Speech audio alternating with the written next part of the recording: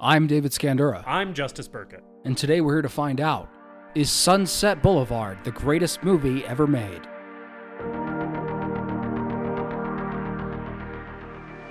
All right, Mr. DeMille, I'm ready for my close-up.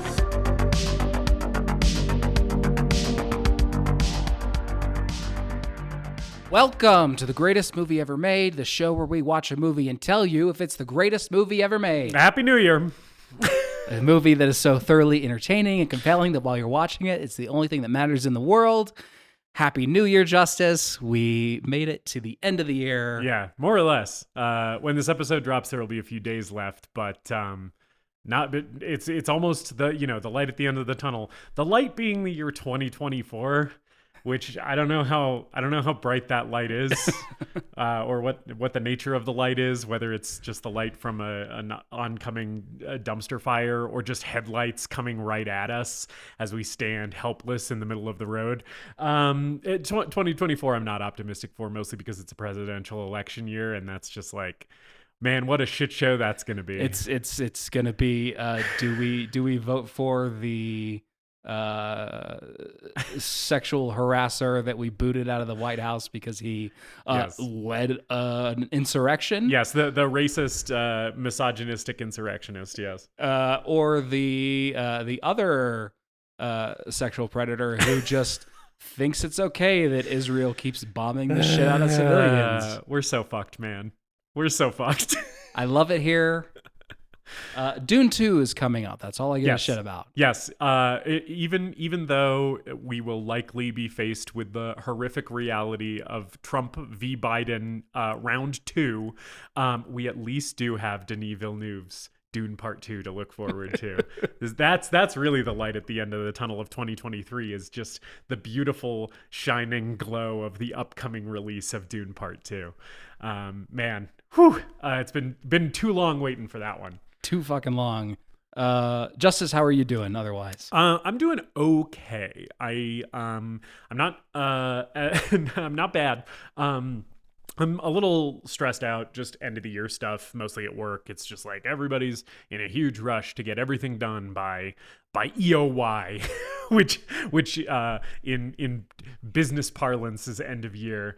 It's just stressing me out. I'm a natural procrastinator. I like to push things off. And when you have a hard deadline of the end of the year and also have like holidays and stuff happening, it becomes harder to procrastinate. And that's my natural mode is to push things off till later. So when I can't do that, it manifests as like high anxiety. So I'm running a little hot right now. I'm a little stressed out, but I'm okay overall. I have been enjoying the gym more lately than I have previously been. I was kind of like in a little bit of a slump with my workouts. This week felt really good in that regard. My coach has me running, and every time I run, I am like, oh yeah, I fucking love running. Like, I forget how much I love running, and then it'll be programmed for me, and I'm like, why am I not doing this all the time? Like, this rocks. I'm never gonna go, well, I never say never, right? But in the immediate future, I don't see myself like fully dedicating myself to running, because it's like that's just a totally different lifestyle than focusing primarily on lifting. I would have to like change up everything I'm eating and like rearrange my whole schedule and shit. But the occasional like 1.5 mile run sprinkled in with all the strength training stuff, this is really nice. So I've been enjoying that. And then another thing, I'm just going to go ahead and jump right to my media rec as well, because it's kind of tied in with my mood being okay as opposed to bad, is Ashen Veil, which is the experimental doom band that a previously mentioned artist on one of my media recommendations, Kira McSpice, is a part of. And they just released their debut album. It's sort of their debut album. One of the albums within her Migraine series was technically like the first Ashen Veil record, but they didn't have the name yet. But they released their debut album under the name Ashen Veil. today, the day that we're recording this episode. And it is called Another Fire. And it's basically a like noise rock / experimental doom record that's based on Joan of Arc and I believe it's like Saint Lucia. And the whole description from the band is like, this is about feeling like the intensity of having like a very strong faith, and then kind of the empty space that leaves when you lose faith. And as you can imagine, that is extremely my shit. It's really up my alley. Yeah, that was engineered in a lab specifically for you. So that's my media recommendation this week. Listen to Another Fire by Ashen Vale. Good album. It's only like 30 minutes long, so it doesn't take long to give it a listen. And really, really small independent artist. So if you are listening to it, you're supporting somebody who actually needs the support, because they're trying to get this thing off the ground. So David, how are you doing? I'm good. I realized I forgot to introduce us. So if for some reason you're landing on this episode for the first time, you're hoping for a nuanced and intelligent take on the classic film Sunset Boulevard, you should know who you're listening to. Yes. And also that you won't find that here. I think they might have gotten that when I started by talking about working out and then an experimental like noise album. I'm David Scandura, and I'm joined as always by my co-host and guy who also wishes he could just quit his job to become a wife guy full-time, Justus Burkett. That's fucking right, man. Mostly, I just wanted to say my little joke. I'm okay. I'm good. I've had a rough time recently. Still kind of dealing with that, working through that a little bit, but feeling a little bit better overall. Had a nice lunch with my dad today. Took him out for his birthday. And some cousins came into town too, and I haven't seen them in a while. I've never been particularly close to my cousins, but it was a nice little visit that we had. As far as media recommendations go, they say he's got to go Godzilla Part 2. So the second half of this weird random Godzilla marathon that I decided to do, I will go through those films that I watched. I watched Godzilla 2000 Millennium, Godzilla, Mothra, and King Ghidorah, Giant Monsters All-Out Attack. Wait. Say that title again. Godzilla, Mothra, and King Ghidorah, Giant Monsters All-Out Attack. That rocks. That's such a good title. Godzilla Final Wars. I watched the Legendary Pictures Monsterverse movies. So Godzilla, Kong, Skull Island, Godzilla King of the Monsters, and Godzilla vs. Kong. Those were all rewatches for me. And then last night I watched Shin Godzilla. And at some point in the next 2 days, I'm going to head to the theater and hopefully catch Godzilla -1. Hell yeah. So, of those that I just mentioned, I am going to recommend a few more. I'm not going to recommend any of the MonsterVerse ones. Not that I don't like those, but those are the American ones, so people know those. I'm going to recommend Godzilla, Mothra, and King Ghidorah, Giant Monsters All-Out Attack, which is GMK for short. No, I don't think you should use the shortened version. I think you have to say the whole thing. It's a surprisingly serious Godzilla movie, despite that silly title. Yeah. And it casts Godzilla in a more villainous role. King Ghidorah is actually like a hero in it, which is wild because he's always been like Godzilla's nemesis.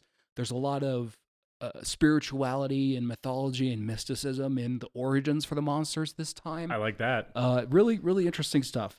Godzilla Final Wars is what if we mashed up Godzilla with every action movie of the 2000s, and it's 2 hours of the stupidest bullshit you've ever seen. They thought, what if, like, you know what Godzilla needed? Car chases and kung fu fights. I mean, were they wrong? No, it kicks ass. It's stupid as hell. Yeah, good. But I had a great time with it. And then Shin Godzilla, which has gotten a bit of love over here in the U.S. It is one that I would recommend only if you've seen a couple other Godzilla movies, just because it is so wildly different. Tonally, it's probably the closest to the original, but it is basically a procedural film about a bunch of people in conference rooms figuring out what the hell to do with Godzilla. Yeah. And it is amazing.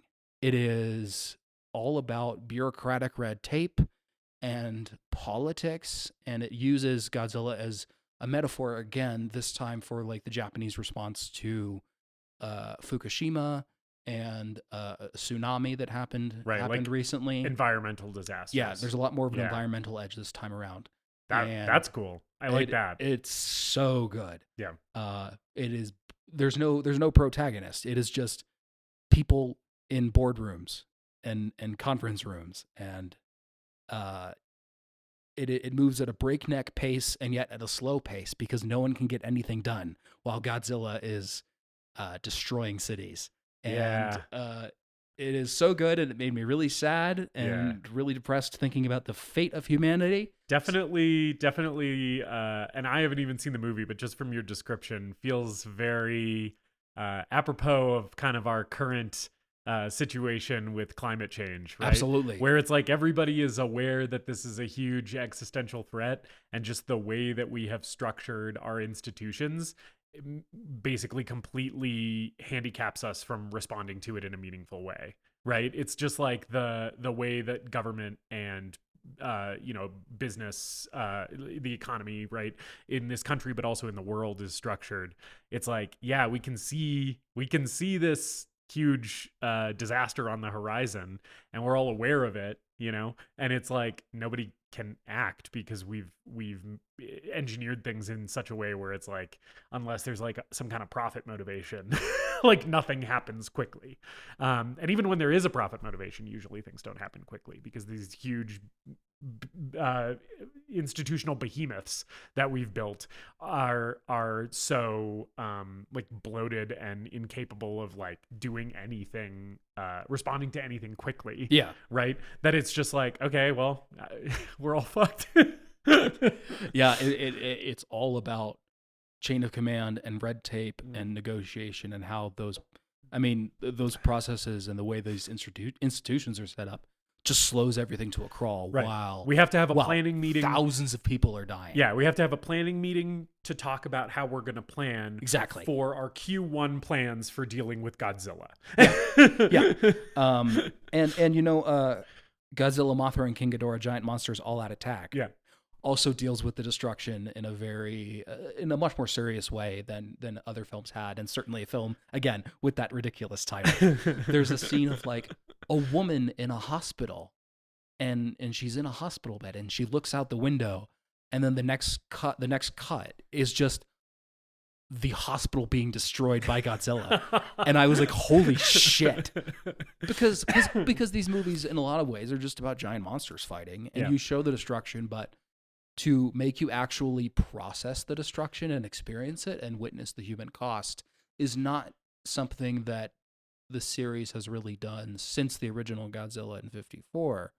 There have been a couple movies that have done it, but nothing on the scale of Shin Godzilla, certainly. Like, Shin Godzilla is unfathomable. Like, the way that it depicts some of the destruction is so creative compared to everything else, where just the idea of a giant monster moving through the city and how that huge body would impact buildings and peoples and rivers and streets is paid a lot of there's a lot of care paid to it. Nice. In Shin Godzilla. That's cool. So yes, I would recommend Godzilla, Mothra, and King Ghidorah, Giant Monsters All Out Attack. Yes. Godzilla Final Wars because it's insane. And Shin Godzilla, after you've had a few Godzilla movies under your belt. There's still a ton that I have to watch. There's but, so many of them. I did skip around quite a bit, but I did in fact watch 19 Godzilla films in the last 2 weeks. Is your plan here to eventually be like a Godzilla completionist? Do you want to watch them all, or are you going to call it at some point? I'm going to watch them all. You're like on the Godzilla train all the way to the last I think so. I'm not going to do it now. I'm going to take a break. Yeah. But But like within what time frame do you think you'll be watching all the Godzilla movies? Not to give you a deadline. Maybe like the next year or so. Wow. I just did it this for some reason. I was just like, I'm gonna watch a bunch of Godzilla movies. So maybe I'll just do it next December and make a yearly tradition out Hell of it. yeah, Godzilla-miss. Yeah. And there's plenty of other Japanese kaiju films that I'm interested in seeing. Mothra has her own series. Rodan has his own series. So plenty of the kaiju that come in and out of the Godzilla series have their own massive mythologies to unpack. But I am Godzilla pilled. I've been Zilla maxing.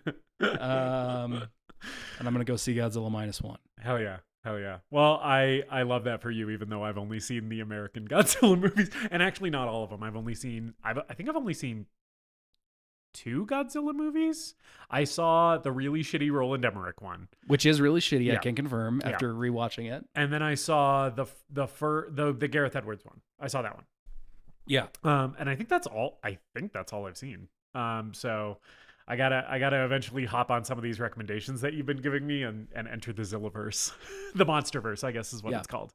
And if you're someone listening who is like, oh, those movies are goofy and they have silly effects, then yeah, you're not wrong, but I think there's a lot more to these movies than American audiences give them credit for. Right. And genuinely great practical effects in a lot of them, even if you can tell it's a guy in a suit and a model city. There's still great work being done there. Yeah. And as people, you and I both love low budget cinema, low budget sci-fi, low budget horror. If that's your speed, if that's what you like, there's a lot to love and appreciate about Japanese Godzilla films. Yeah. The older I get and the more movies I watch, the more the less the realism of effects is important to me.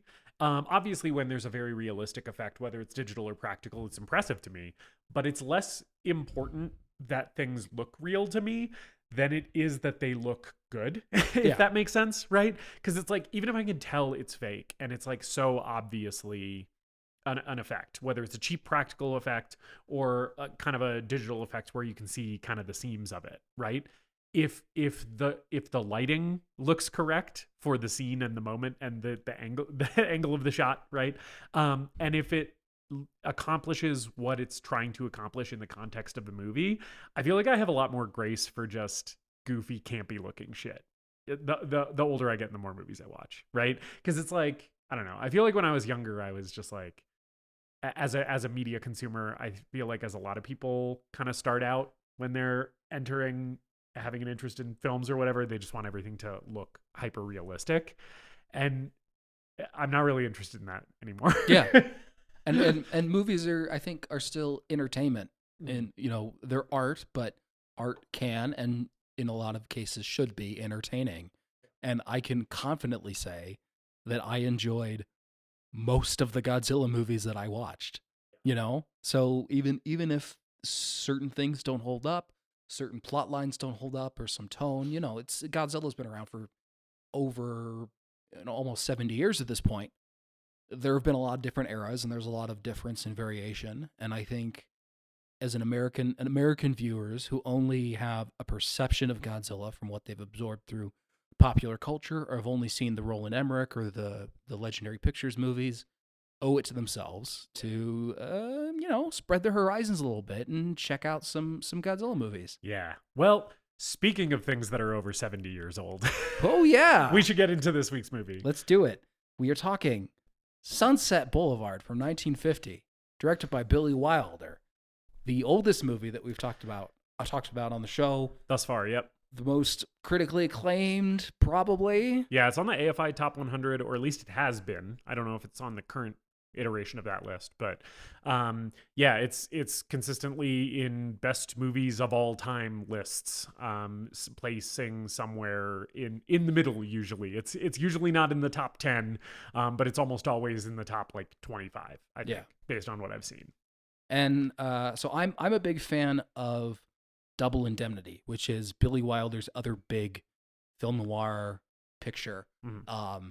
I love film noir in general. I really got into it in college.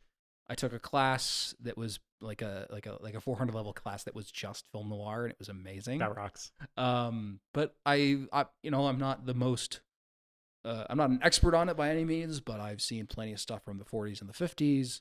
I love neo noir, No Country for Old Men. It's a genre and an aesthetic that has always spoken to me, and I think it always feels fresh and can be executed in so many different ways. Yeah. And Sunset Boulevard and Billy Wilder are definitely pioneers in that particular genre or subgenre. Yeah, I'm going to be leaning on you a little bit here in terms of this movie's place in the noir genre and kind of the tropes of the noir film, because I have not seen many noir movies. I can't really think of. So when I was like a little kid, my parents had a bunch of like golden age of Hollywood stuff on VHS, and I vaguely remember watching some of that and some of them sort of being noirs, but I couldn't even tell you the titles of the movies because we're talking like sub 10 years old, right? And I was probably not even paying attention to those movies at the time, right? So in terms of like noirs that I've actually seen and am cognizant of having watched, right, there's like not many. Like you mentioned neo-noirs like No Country, and obviously I've seen that movie, but like I kind of think Sunset Boulevard is maybe the only true noir movie that I have watched in my adult life. And I watched it for the show. I had never seen this movie before. So noir's total huge gap for me. Just basically like a gaping hole in my cinematic knowledge. Well, and I think first of all, like Sunset Boulevard has a lot of those tropes from the noir, but there's a lot more going on. Yeah, it's not like a noir in the way that you think about it in its most tropey form, where it's like a hard-boiled detective. See, I'm a private eye, right? Like that's not happening here. So it's maybe even sort of like a little bit of an evolution or spin on the classic noir, which is just a movie that I guess I haven't seen at all. And noir has trickled down in so many ways to other genres. And it's almost like you find it in so many different places. Yeah. Like Blade Runner is a noir. Right. That's a good point. And Big Lebowski is a noir. Two wildly different movies. Yeah, I guess it is, huh? But they still have the DNA of the film noir. So Billy Wilder was an Austrian-born director who started working in Germany as a producer and a screenwriter. He relocated to the U.S. after Hitler took power. As you would want to do. Yeah. Several members of his family died in the Holocaust. He was started out as directing comedies, studio comedies, and then he did Double Indemnity for his third film. And it was a big risk in a lot of ways because he had not worked with darker material before. Casting Fred McMurray in the lead. Fred McMurray also came from comedies. Barbara Stanwyck is the female lead in that movie. And Double Indemnity is, to me, the quintessential noir. Not the best, but when you think of what film noir is, it's Double Indemnity. Okay. It's not the hard-boiled detective necessarily. It's the insurance investigator and the femme fatale who are trying to knock off the husband and get the money. Yeah. But it is the dialogue is pitch perfect noir dialogue with the metaphor and the slick turns of phrase. Yeah. Barbara Stanwyck is like the classic femme fatale. Mm-hmm. It has basically everything that you want in a classic noir, and it feels fresh. It doesn't feel tropey. It doesn't feel tired. Yeah. And I love it. And I've seen Sunset Boulevard once, so this was my first time coming back to Sunset Boulevard in a while. Yeah.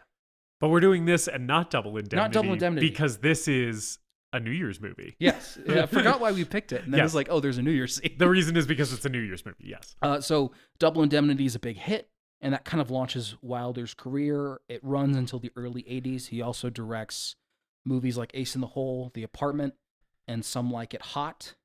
And he developed this idea towards the end of the 40s, thinking about how now living in Hollywood, living among Hollywood royalty and film stars, what those silent movie stars were doing in their big mansions now that their careers had all gone to shit. Yeah. This is probably the only time I'm going to bring this up because I don't want to weigh the conversation down by constant comparisons. But have you seen the movie Whatever Happened to Baby Jane? No, I haven't. Okay. You should watch Whatever Happened to Baby Jane soon with Sunset Boulevard fresh in your mind. Whatever Happened to Baby Jane, I think, is a little bit later. I don't have it in front of me. I can Google it. I think it came out in like 56.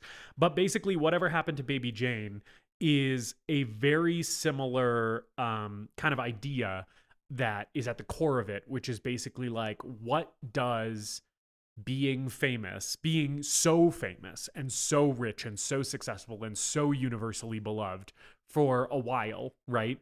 And then having your art form, your medium, right, evolve past you, right? And it's like the wealth doesn't go away. You're still independently wealthy. You're still a fucking millionaire. You still have this gorgeous mansion and these people who will wait on you, but nobody cares about you. And the public doesn't care about you anymore. They've moved on. And Whatever Happened to Baby Jane, which is actually a lot later than I thought it was. It's 1962. But that does the same thing that this movie does with the silent movie star, except Whatever Happened to Baby Jane does it with the child actor. Which is also kind of just a very fun and interesting exploration of like how Hollywood fucks people up, right? Yeah. How it creates monsters and breaks people's brains because nobody is supposed to have the level of attention and scrutiny that these people have when they're at the height of their fame, and it changes them. It fundamentally like rewires their brain chemistry, right? And when that level of attention and scrutiny is gone, they don't know what to do with themselves. They don't know how to move through the world anymore, right? So big recommend to Whatever Happened to Baby Jane. Lots of very similar performance from the lead actress, and very kind of similar overarching themes and kind of story beats, but also not similar enough that I would say Whatever Happened to Baby Jane is just like a Sunset Boulevard ripoff. Yeah. Right? It's still sort of doing its own thing. So yeah, big recommend that you watch that because I think that there's a lot of similar things going on. Anyway, sidebar over. No, yeah, that's great. I think this movie is so interesting because it is very unkind to Hollywood. Yeah. Made at a time when it was difficult to get a movie like this through the studio system. Yeah. I saw a quote from a critic basically saying that this is Hollywood at its best depicting Hollywood at its worst. Right. Yeah. Which I love. Yeah. And yeah, hard to get a movie like this made back then. I guess they sent the script through in pieces to avoid censorship. And if you look at the cast, so first of all, like the character of Norman Desmond is an amalgamation of several silent film actors. And there were many people considered for Norma, including Greta Garbo, Mae West, and Clara Bow, who were all big actors in the 1920s.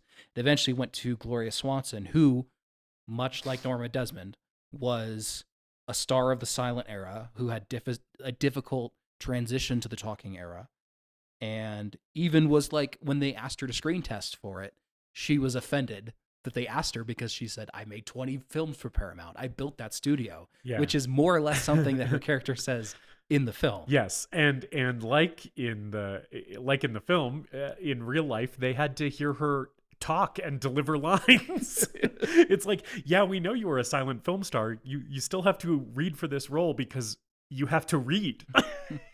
You can't just do big eyes.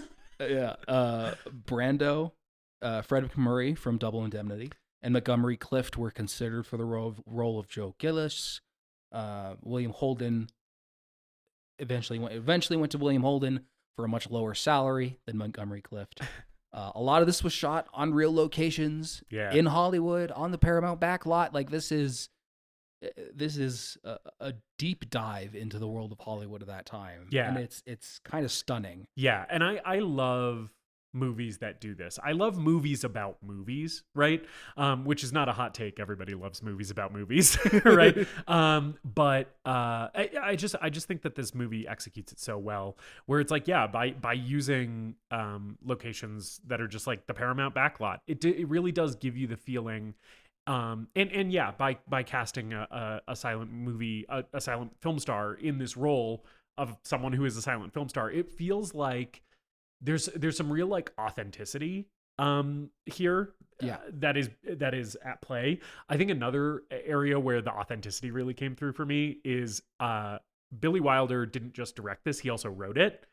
And writing your main character, your lead, as a hack writer as a writer, I feel like that's such a fun choice, because then basically any good dialogue that you write, it's like, as a writer, you can be proud of. And anything that doesn't land or doesn't hit, you can just be like, well, he's kind of a hack. He's not really that successful. So that's why the voiceover narration occasionally has jokes that are like potentially like go a little bit too far into like into cheesy territory, right? It's like, well, he's sort of a hack. Like, it makes sense. That's how his voiceover narration would be.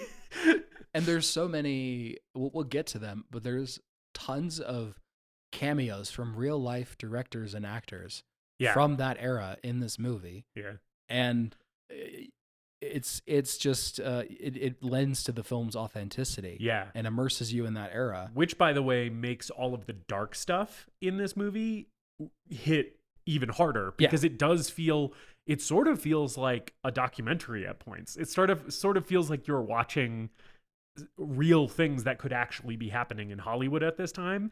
And then when it strays into like more morbid territory, it's sort of like you have to remind yourself that it's just a movie a little bit, which I think is really cool. Yeah. And this ruffled some feathers in Hollywood when it came out. Oh, I imagine it was successful, but I imagine Cecil B. DeMille was getting phone calls being like, "Why the fuck were you in that movie?" I guess this was a fun anecdote that I found. Like, Wilder was at a party, and a director who was mad at him told him he should go back to Germany, and no one knows exactly what Wilder said back to him, but there were rumors that he just said, "Go fuck yourself," which is great.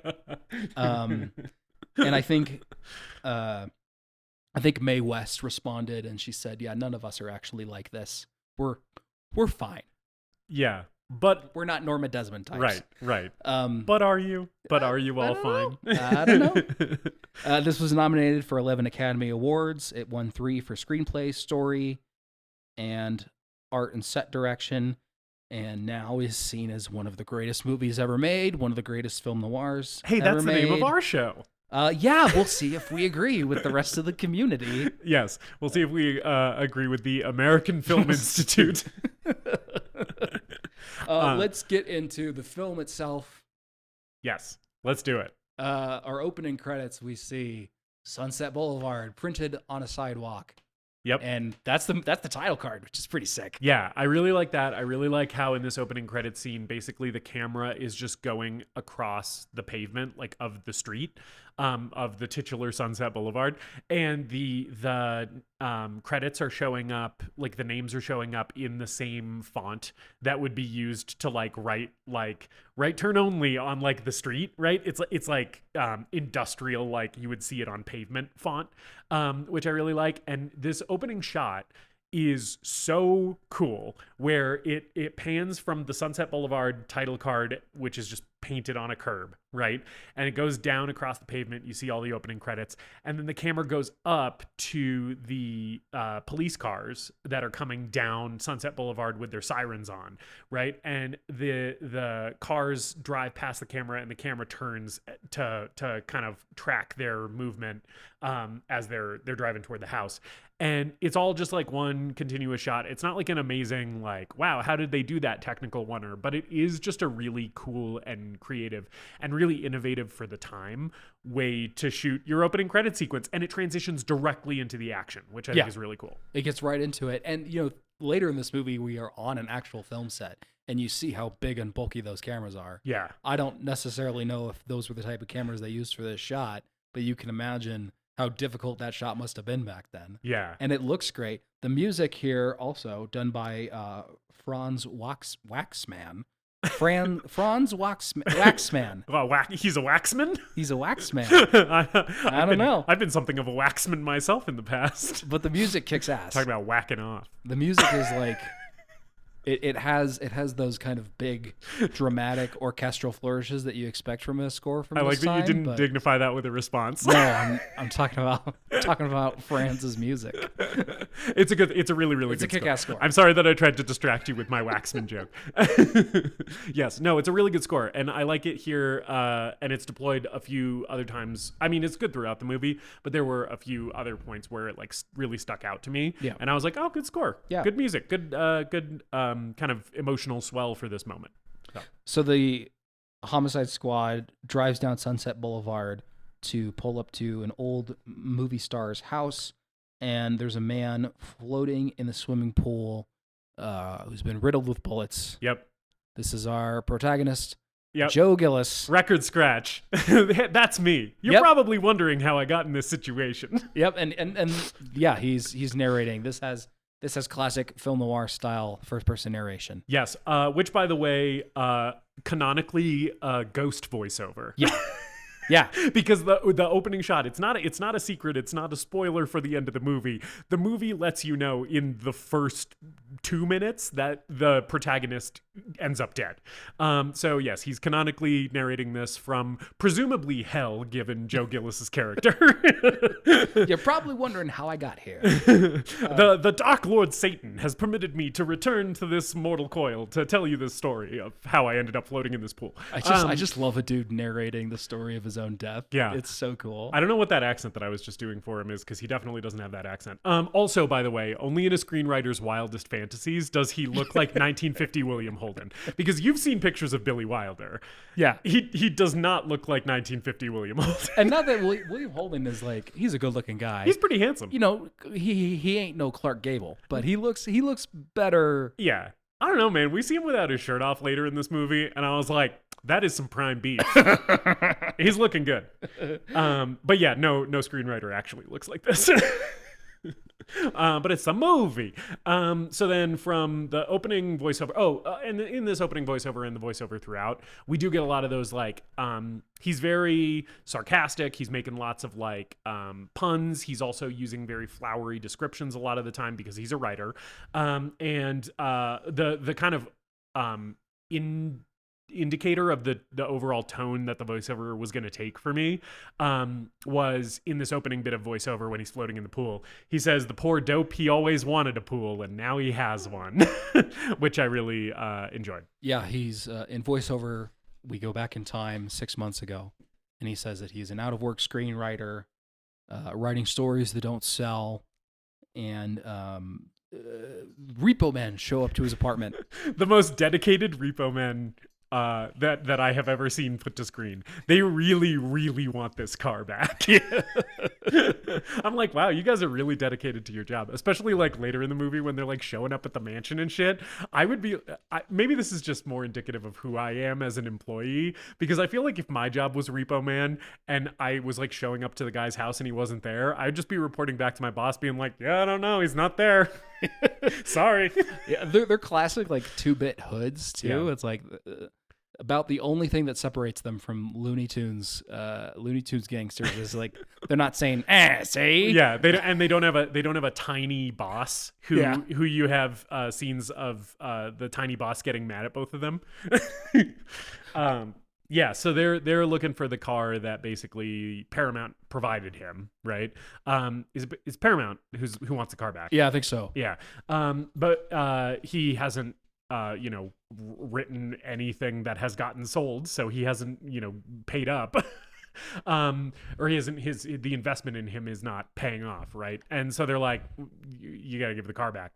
And he lies to them about a friend having borrowed it or whatever. We see how good he is at like spinning things and lying to someone, which really informs his character for the rest of the movie. Yes, because it's enough to convince these repo guys to like back off for a little bit. And it also immediately, and this is sort of like not novel, but definitely less common in a movie from 1950, it immediately places your protagonist in a position where you're like, this guy's kind of a scumbag, which I really like. Yeah. Right. Which is a trope of noir. Like noir is all about, morally gray characters in a morally gray world. It's very much a reaction to World War II.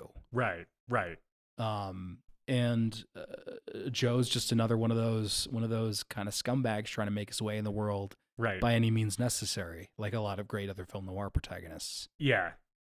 So he starts calling around, asking for money.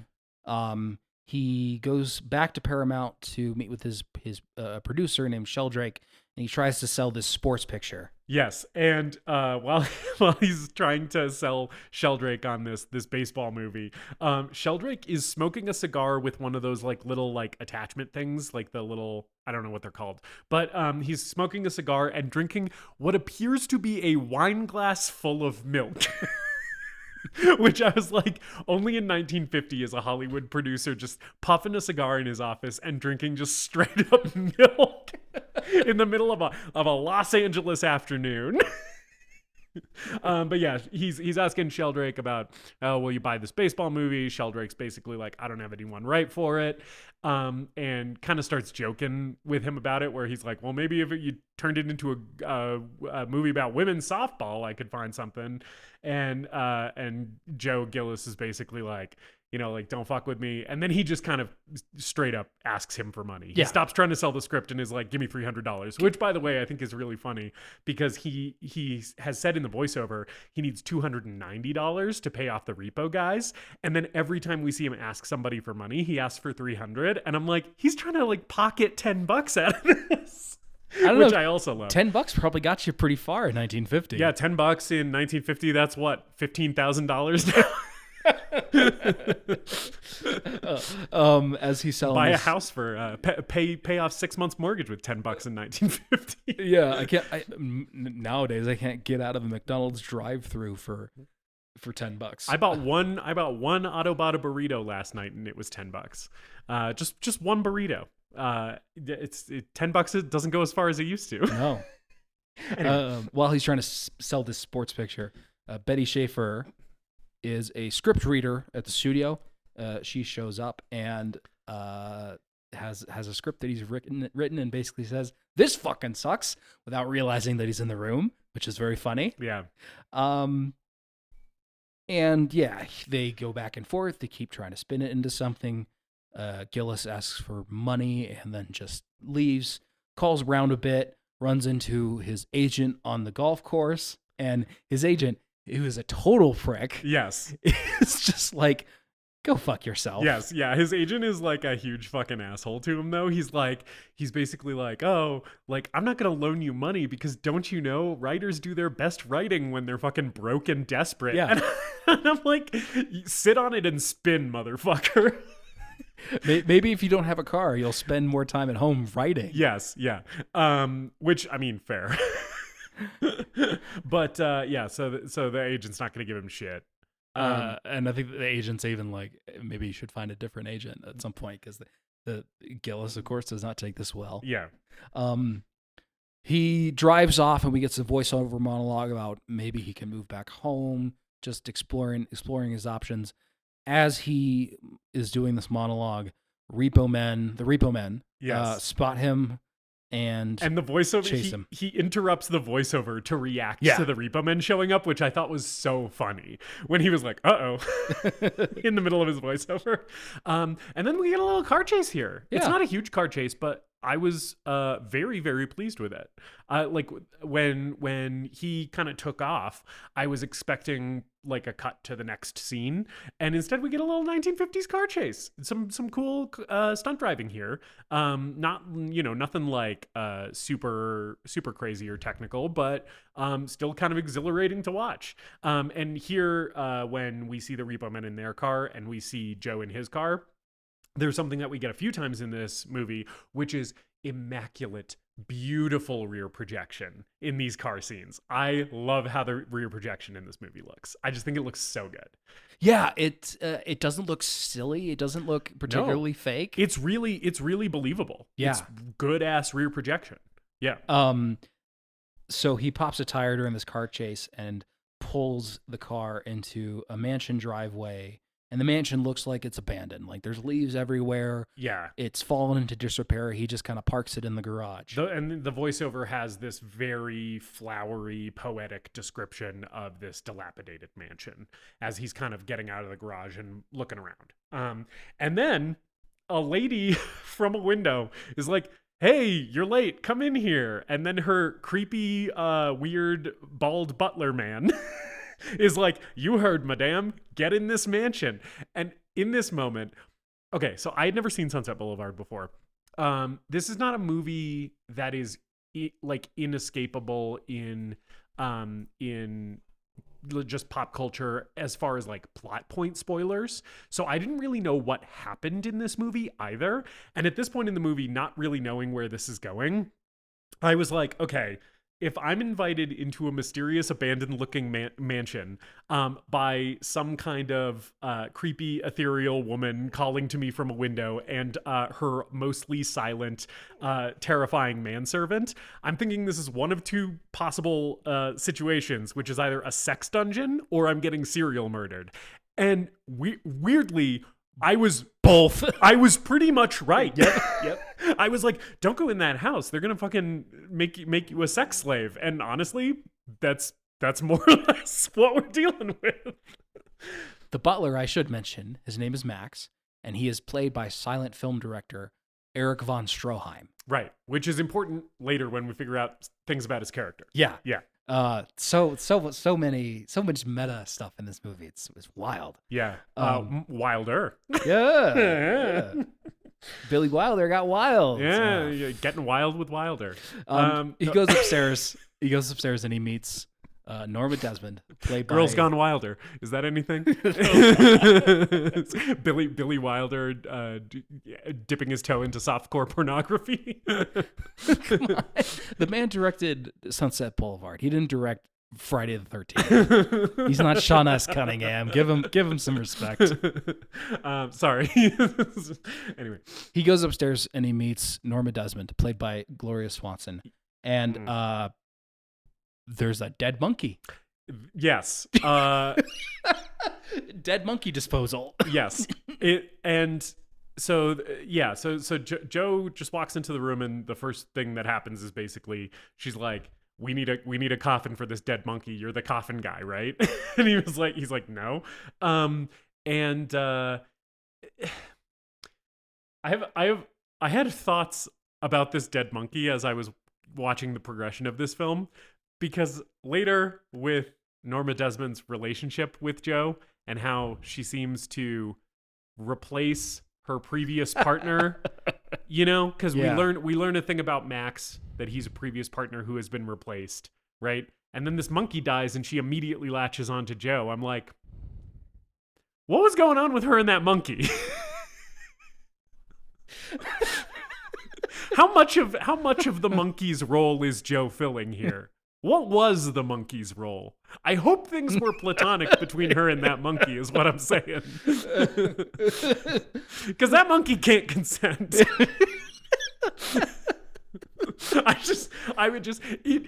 It made questions arise in my mind the further on we got with her character, where I was like, basically when the Max reveal happened, I was like, what was she doing with that monkey? Was that monkey her husband? Do you think the American Film Institute, when they were putting together their list of 100 years, 100 films, do you think any of them watched this movie and said, is she fucking that monkey? You know what?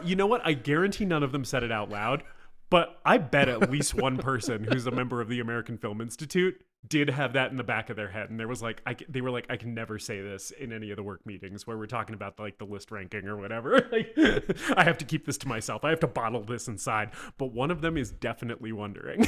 I can't be the only one who's thought this. Anyway. So after Norma realizes that Joe is not the dead monkey disposal specialist. Disposal specialist. That's a tough combination of words. It is. We edited out all the other fuck ups that I did. She tells him to get the fuck out. And then Joe says, "Hey, don't I know you from somewheres?" That's not how he speaks. That's how we are going to do our impression of him. And he recognizes that she's Norma Desmond. She was a star of silent pictures. And he says, like, "You used to be big once." And she says, "I am big. It's the pictures that got small." I love that line. And Great I love line. the delivery of it. I love Gloria Swanson's performance in general, which I know is not a hot take. She's highly praised in this movie. Yeah, it's something that in parts that comes across a little comical compared to modern performances. Yeah. But when you really zero in on it, she's doing a lot here. Yes, I think her performance is balancing on a knife's edge. She's dancing on a knife's edge through a lot of this movie. It's like by turns like deranged and intense, but also like hilarious, like you were just saying. Like it's really like comedic, like it's very funny. And I think some of her broadness, some of the really big stuff from her that's like really melodramatic and over the top is because the character of Norma Desmond is a silent film star who is stuck mentally in her glory days of silent film stardom, and performances had to be bigger in the silent film era because there was no dialogue. So in order for your emotions to read, in order for the characters to be understood, they had to be these big, broad, caricature-like performances a lot of the time. And so I think that what she has done is essentially she's acting all the time. Right? She's acting all the time in the way that she knows how to act, which is silent film acting, which is very big and expressive and broad, right? And once that kind of clicked for me, I was like, oh, this performance is really, really good. Because she's doing all of the big melodramatic silent film stuff in a way that is scary and like very like intimidating. Yeah, there's a lot of control in her performance because, like you said, she does have to balance on that knife's edge, and her face is so tight. She's always making these huge expressions with her eyes. Yeah, she's got big eyes in this movie, and a lot of like control over her mouth and her jaw. Like she's so tense. Yeah, I noticed the jaw thing too, where sometimes when she speaks, especially when she gets mad, she juts her bottom jaw forward. And in my head, I just kept calling it amphetamine jaw. Because I was like, that is the jaw jut of someone who is just on so many pills. She's like grinding those back teeth together because she's just like on so many speedballs. Which I love. I love the manic energy that comes through the physicality of the performance. Yeah. So anyways, she finds out that Joe's a writer and is like, hold on a second, let's talk. She has this movie that she's been developing about Salome, and she wants Cecil B. DeMille to direct it. She has all these pages stacked up on her table, all of these ideas that she's had been developing it, and she asks him to sit down and read it, and he does. He just sits there poring over page after page of these notes. Yeah, and he's basically like, this shit sucks. Yeah, this shit sucks. Maybe I can plus it up a bit. Yeah, but he's excited about the opportunity to get paid. He's like, hey, I needed money, and this crazy lady wants me to punch up her script. Perfect. Later, the actual guy shows up with a baby coffin, which is there's a lot of like kind of absurdity in this movie that it's not a comedy, but like you said, there's comedic elements here. Yes, it's no wonder that David Lynch took a character name from this movie that he then plays in Twin Peaks. It's because some of the stuff in here does have a level of absurdity to it that Lynch himself would then later go on to emulate and heighten. It is sort of wacky, but in ways that are often more like unsettling than they are funny. Yeah. Yeah. And so he reads it. He kind of tells her nicely that maybe he can help her. It needs some work.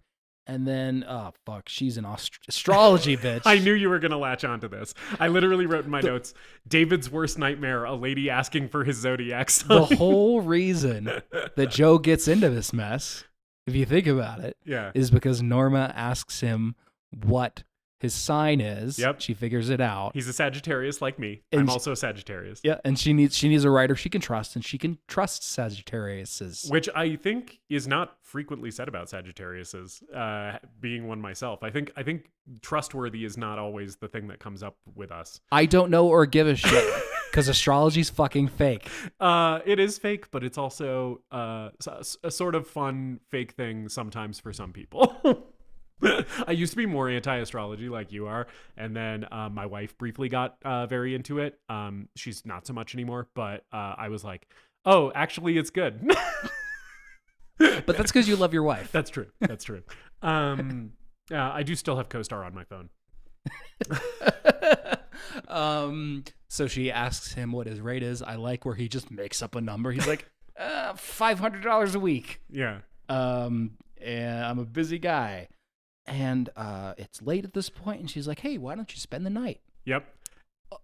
Oh, no. Yes. Red flag. So he's shown to like a guest room. I think it's like a room in a whole guest house. Like I think it's a separate house maybe. But Max, the creepy butler, shows him to his room and is basically like, oh, I like made your bed this afternoon. And Joe's immediate reaction is, how the hell did you know I was going to be staying this afternoon? Enormous red flag. Get the fuck out of here right now. Again, I'm thinking sex dungeon. Or maybe don't. Yeah. Okay. So, all right. Yes. So, you're in the den of the cougar now. Right. So this is the thing that we will have to talk about in this movie, right? Hear me out. Gloria Swanson in 1950 looks pretty good. She's a very beautiful woman. Despite the movie trying to... It's trying to convince you she looks old and bad. Yeah, and the makeup and the huge arched eyebrows and everything tries to convince you that she looks crazy. But there are some scenes in this movie, especially like later on in like the ballroom scene, where she's wearing a dress where you can see a lot of her back and shoulders. And I was like, that's like a hot, fit older lady. Like... I don't necessarily know that I understand Joe Gillis's inclination to leave this situation. I'm like, I don't know, man. Like, she's giving you a place to stay. She's giving you tons of money. She's like pretty smoking hot. Maybe just ride this out. Maybe just see how this goes. Those who dare to tussle with the cougar are awaited in Valhalla. And I'm like, I get that, like, yes, she's unstable. She's scary. Later on, she does some things that are quite manipulative, but at the same time, it's like if you just keep her happy, it doesn't seem like that bad of a situation. Yeah, this Gloria Swanson as Norma Desmond. She's crazy. She's a little terrifying. She's also basically every woman I've been in love with. Yeah. So I get it. So he stays over. There's this moment where he talks with Max, and Max says, 1 week she received 17,000 fan letters. Men bribed her hairdresser to get locks of her hair. The Maharaja came from India for one of her silk stockings, and later he strangled himself with it. And I would definitely do that with Margot Robbie's silk stocking.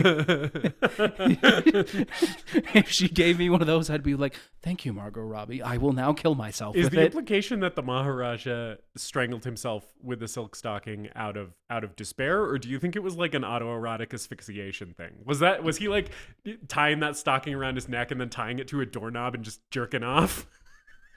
Well, I haven't spoken to David Carradine. But I imagine that those who indulge in the dangerous art of autoerotic asphyxiation probably have a little bit of despair in their lives to be like, I'm coming, but I need the threat of death to come harder. I feel like I am about to die. Yeah. So maybe a combination of both for the Maharaja. Got it. we have a monkey funeral. We got a little monkey funeral in Yes, the monkey backyard. And he wakes up the next morning. All his stuff has been brought from his apartment. And he runs downstairs to Max, tearing it up on this organ. Yes, he is shredding. And I like that when he starts talking, like Joe's talking to him and Max is responding, he doesn't stop playing the organ. He's like so like locked in that he's like, yeah, like just talking to him over his shoulder. Yeah, it's very funny. We jump forward in time a bit, and Joe's just living there full time now and starting to work on this script for her. Yes. For her movie. He is her little butt boy. He is a sex slave. And yeah, it's fully a situation where she's buying him whatever he wants. She's buying him all these expensive gifts. She's doing these little movie screenings for him. And getting all snuggly and yeah, it's like he's fully. Do you think they're fucking at this point? Okay, this is a great question because this is a movie from 1950, and so we don't really acknowledge whether they're fucking or not, or when they are fucking. Yeah. I think in this early section where like the movie screening happens, I think no, not yet. I think definitely before the end of this movie, they are fucking. I think. Yeah, there's a point where they are clearly like making their feelings known to each other, or she's at the very least making her feelings known to him. Yeah. And it's implied that they're going steady. Yeah. I think sometime between I think definitely before the New Year's Eve party, they're fucking. I think. Yeah. Sometime between like the early stuff, the movie screening, his first few weeks there, and like the ballroom scene, which is New Year's. I think the fucking starts somewhere in there. Which by the way, sorry. Go ahead. Sorry. But this as we have described, she is manic and unstable and terrifying, and I bet he is having his shit rocked. I'm just saying. The silent film that they're watching, by the way, is the film Queen Kelly, which was directed by Erich von Stroheim and starred Gloria Swanson. So they're actually watching one of her real silent movies. I was wondering about that because the actress in the silent film they're watching did look so much like a young Gloria Swanson. And then when I was like Googling a little bit afterwards and saw that she was a silent film actress, I was like, I bet they used one of her real movies. And they did. And one of the other things that she does is she has bridge night with her friends from the silent movie days. Yes, which Joe Gillis calls her waxworks, which I thought was funny. Yes. And very funny and very mean. We see Anna Q. Nielsen, H.B. Warner, who were both silent stars, and then Buster Keaton. Yeah. And I realized I've never heard Buster Keaton's voice. Yeah, neither had I don't think.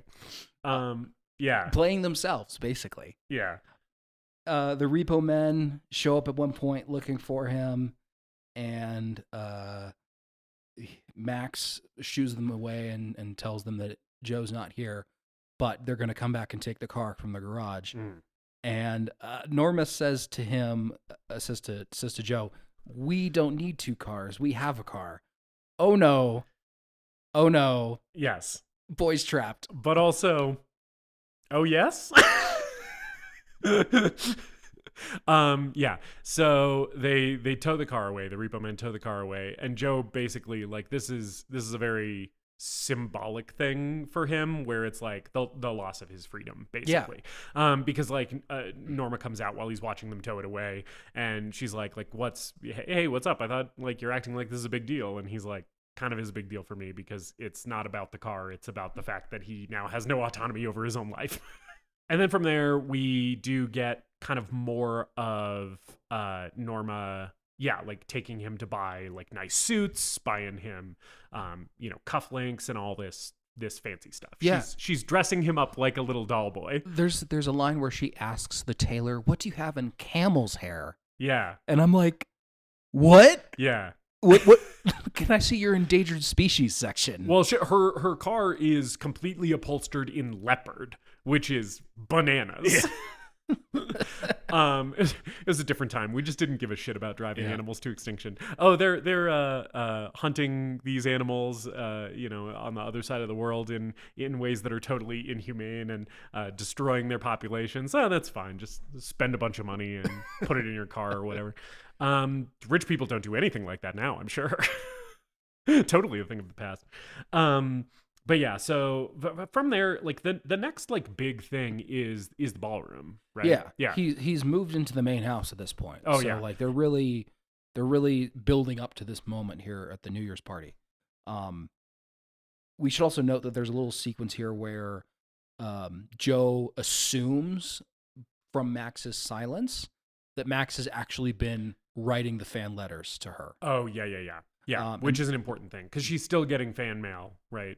From her silent film days, but we learn that it's manufactured by Max, and that Max is really tasked with keeping her happy, and that is very, very important to him, right? Yeah, I want to talk about von Stroheim for a second here because I loved his performance in this. Yeah, me too. He had a pretty short-lived career as a director.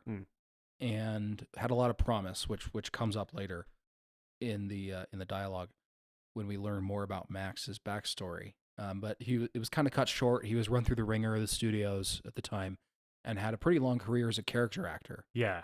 But this is the only thing that I'm aware that I've seen him in, and there's so much ambiguity with character motivations and characters' intentions and how characters actually feel about each other in this. And I loved this performance from von Stroheim. It's a very nuanced and subtle performance, which contrasts very beautifully with Gloria Swanson's kind of melodramatic, like big performance. He's so restrained. And it's just, it heightens both of them even more, right? Because he seems so like tense and locked in, right? Because she is so like big and open and expressive, and vice versa. Yeah. So the whole reason we picked this movie is because there's a New Year's scene in it, and I totally forgot about that. Happy New Year! Happy New Year! So Norma has a New Year's Eve party planned, and Joe comes downstairs. There's musicians, there's champagne, there's cake. And they have champagne, and they dance. Yes, the floor has been freshly waxed. Valentino used to dance there, don't you know? And they do a little tango. Yeah, she throws her veil off, and they get even closer. And I'm just like, boy, you gotta get out of there. You gotta run, or hang out and see what happens. But then he asks when the other guests are coming. And she's like, there are no other guests. This is just for us. Which, by the way, I know I've been somewhat facetiously and comedically being like, what's Joe Gillis's problem? This seems like a sweet situation. That was a moment that sent a chill down my spine because I was like, oh no. You cannot hire a string band, like a full-on maybe quintet. There's a bunch of musicians there, right? And have your servant here serving us champagne and cake, and do all of that just for two people. That is psycho shit. So yeah, I was definitely, as much as I've been joking about the contrary, I was definitely in the run camp right here. Yeah. Well, she's immediately she says, "This is just for the two of us," and then she goes, "Now hold me tighter," and it's like, okay. You can't leave now. She's got you in her claws. Yeah. She's also being a real sloppy drunk in this scene. Yeah. She has had a lot of champagne, and I really like Gloria Swanson's drunk acting here, where she's like slurring and she kind of lets her facade of refinement and class slip away here, and she kind of just becomes like a foul-mouthed broad here for a second. She's not swearing, but she's definitely like using a little bit more, like less refined language, right? Which I enjoy in this moment, just seeing her kind of fall apart a little bit.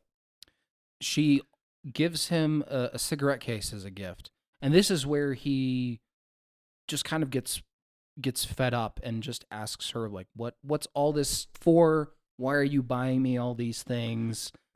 And he says, has it ever occurred to you that I have a life of my own and maybe a girl that I'm crazy about? And she's immediately like, who the fuck is it? I'll kill her. Yes. She turns on a dime. Yes, she loses her mind here at the idea that he could be seeing someone else. Yeah. And they kind of blow up at each other, and she is basically like pretty much is basically like, you don't love me. Yeah. Yeah.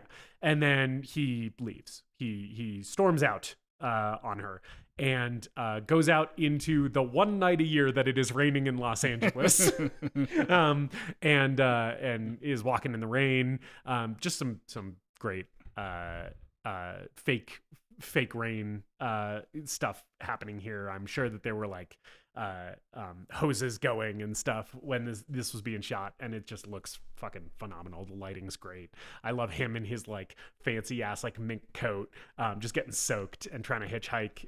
That's all great. And he ends up going to his friend Archie's New Year's Eve party, or Artie, not Archie. Sorry, yeah. Artie. His friend Artie's New Year's Eve party, to go hang out with his friends, with people his own age. Yeah, and he asks Artie if he can stay for a couple of weeks, and discovers that Betty Schaefer from the script reader from the studio, yes, from the producer's office, who was chugging that milk and puffing on that cigar. Yeah, and she was shitting on his writing.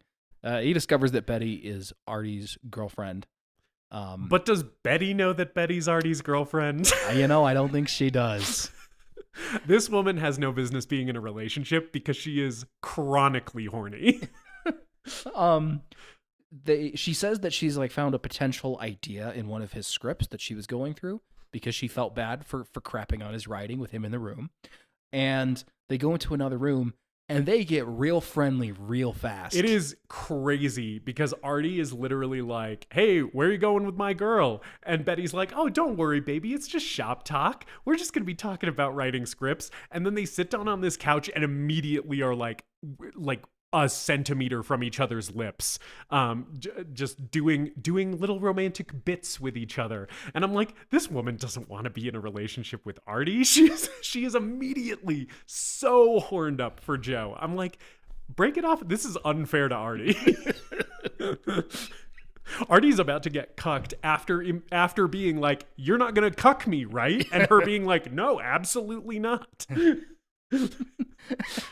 Yeah. Joe calls the mansion and gets Max on the phone and asks Max to prepare his things, and someone's going to come by and pick him up. And Max says that Norma has slit her wrists. Yep. And so Joe is like, well, gotta go back and deal with this situation. I do have one note before we leave the party. Oh, yeah. Because Betty comes out with, as Joe is on his way out, Betty comes out with a couple drinks, and she says, these are cough drops that I dissolved in grape juice. Did Betty invent lean?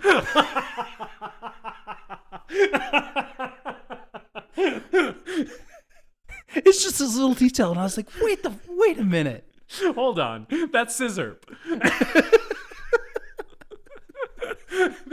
That is crazy. That did not even register to me that there is canonically lean in this movie from 1950. That's nuts. Like, I don't know what was in cough drops back then, but it was probably like cocaine and whatever else they were putting in shit back then. Yeah, it was just fucking straight up heroin. But he declines the lean and goes back to the mansion. She's like, well, I guess I got to drink all this lean by myself. Drink all this lean and then record an album and release it to SoundCloud. And fall asleep with my head in a toilet. And Norma is lying in her bed with her wrists all bandaged up. And she's like, go away. Yes. Go back to that fucking whore of yours. Yes, it is refreshingly very dark and upsetting, and a realistic depiction of like really monstrously abusive manipulation in this movie from 1950. Absolutely. I was like, oh damn, like this is like edgy. And there's a really good shot in this scene where the camera is positioned behind the bed, which is technically impossible. So they had to like construct something different from what you see in the room just for this shot, because the headboard is actually so tall and it's pushed right up against the wall. So there would have actually been no way to get the camera angle that I'm about to talk about, which also makes me happy that they just like had to figure out how to even do this. But there's a shot where it's like basically over the headboard, and all you can see of Norma is her bandaged wrists, and she's like kind of holding them above her head, and that's the foreground of the shot. And then in the background, kind of off center, is just Joe sitting in a chair trying to figure out what the fuck he's gonna do. And it lingers on it for a while. Just wanted to call it out as like just really excellent filmmaking. Looks great, looks fantastic. There's also a really great piece of script writing here, where Joe is explaining about, you know, the girl comment, and he said, I was just making that up because I didn't want to hurt you. And there's a lot of ambiguity with characters in this movie, and in particular why Joe sticks around and how Joe actually feels about Norma. And I think this line that he says here is really telling. He says, "You're the only person in this town who's been good to me." Yeah. Yep. And I think that's true, and I think that's why he sticks around for as long as he does, and lets Norma walk all over him. Right. Allows himself to be manipulated. Because ultimately kind of what happens at the end of the movie when he decides he's had enough is he sort of realizes like, hey, I'm like physically able to leave this situation, right? He's an able-bodied, strong young man, right? There is nothing that is preventing him from walking out of this house, right? Physically. And that sort of seems to be his realization at the end, where he's like, oh, if I want to leave, I can just leave, right?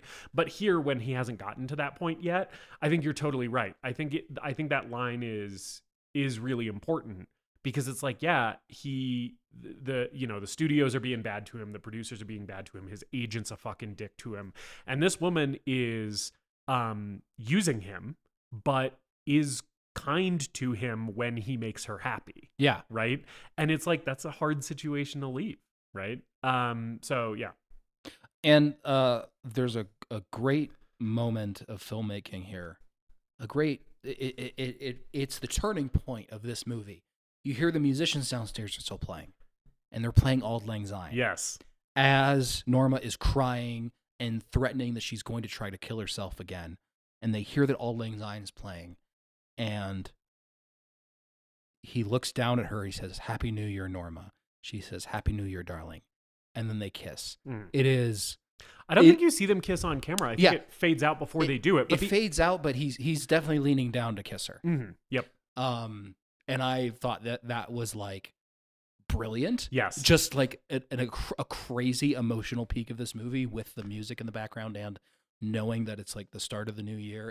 It was an amazing moment. Yes. Yeah. Very, very well executed. And so then from there, we basically get like more of Joe just kind of being under Norma's thumb a little bit, right? They're like going out on drives together. There's a little bit more of him kind of as her kept man, right? So more of that, like Joe is a kept man kind of thing. Betty's been trying to call to get a hold of him to talk about the script idea that they were talking about while they were, practically fucking. Yes, at Artie's New Year's while party. They were making a fool of Artie. So there's a scene where he runs into her and Artie at a drugstore, and they talk a little bit more, and he has to leave. Like Max is calls him, and he runs and Betty is like very much hounding him, like, "Hey, let's write the script together." And he's like, "I can't for reasons that I'm not going to explain." Yeah, and because Betty wants to break into screenwriting, she wants to make a name for herself. I think she also wants to break into those jeans. Yeah, those obviously. And there's more scenes of Norma like putting on little shows for him, and she comes. We had to talk about the Charlie Chaplin costume. The Charlie Chaplin thing. I was like, this is simultaneously so funny and off the wall, and also like so upsetting, like because it just shows her complete lack of self-awareness, right? We describe the Charlie Chaplin thing. Yeah, so she's like doing a little dance for him on this table, and then she jumps off the table and onto the couch, and they cuddle for a second, and she's very much like she's like a teenage girl, like she's probably like writing their names together in big swoopy letters in her notebook or something. Right. And then she runs into the next room and then comes out in a Charlie Chaplin costume with a little fake mustache painted on with some grease or something, spinning her cane around. And then Max walks in like he's walking in on them, fucking.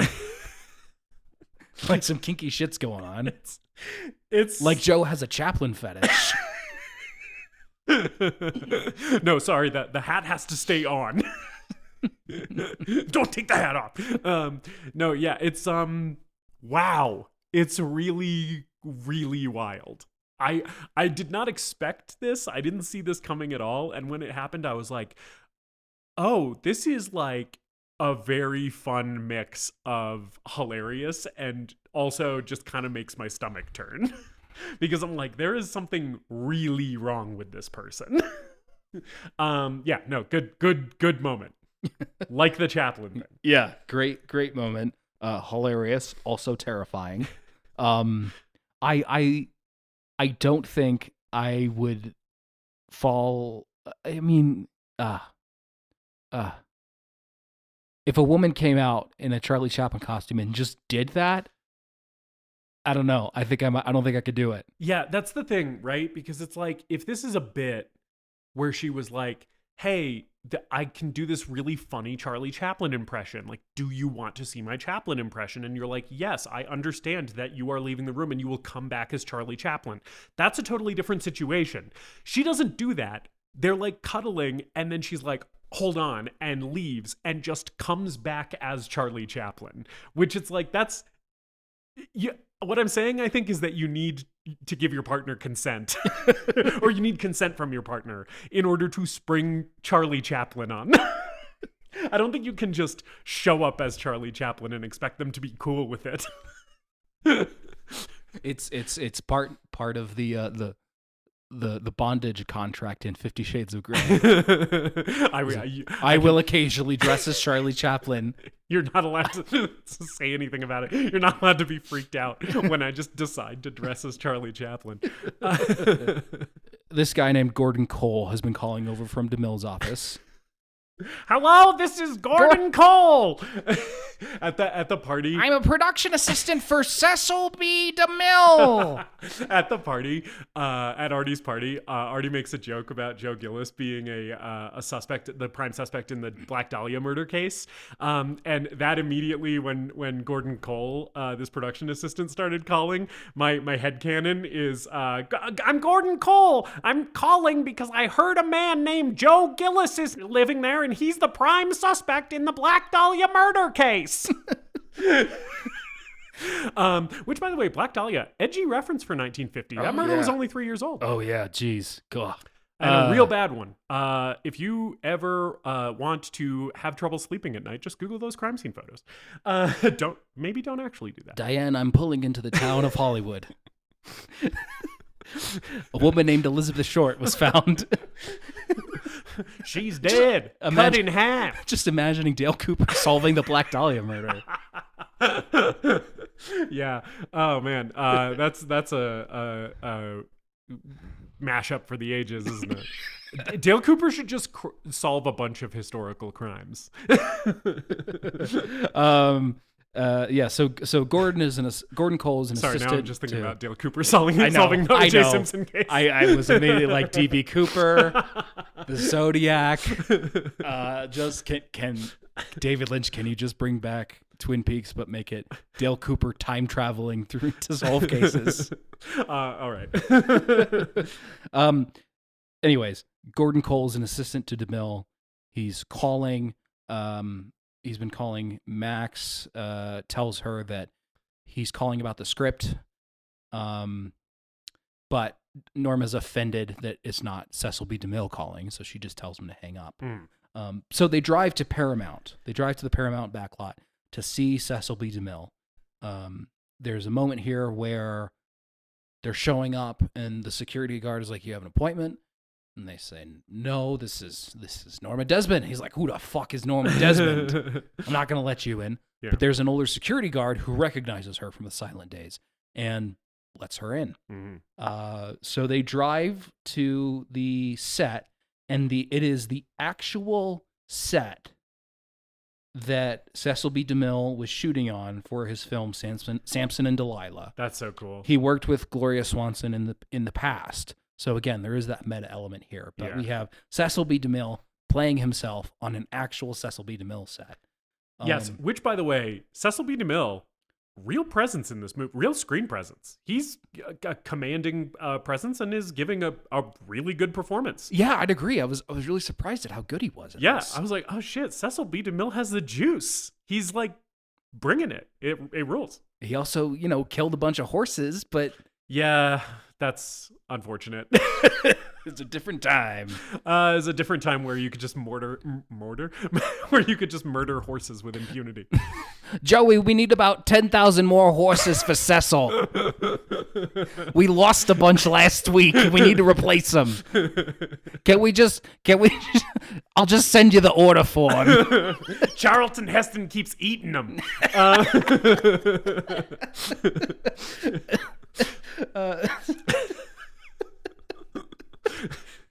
Yeah. Anyways, so on this set, basically, Norma is talking to Cecil B. DeMille as if he knows anything about the movie that he has allegedly agreed to direct. Yeah, right? he says to one of his assistants, like, "Oh, it must be about that shitty fucking script that she sent me." Right, which I think is really funny. And then so he's just trying to placate her so that he can continue working. Right, he's basically like, "I'm directing a scene here. Like, yeah, go sit in my chair and hang out. Lovely to see you," type of thing. And is sort of just trying to like keep her calm and not really engage with what she's here asking about. She then ends up thinking that this interaction went well because he was like polite to her. Right.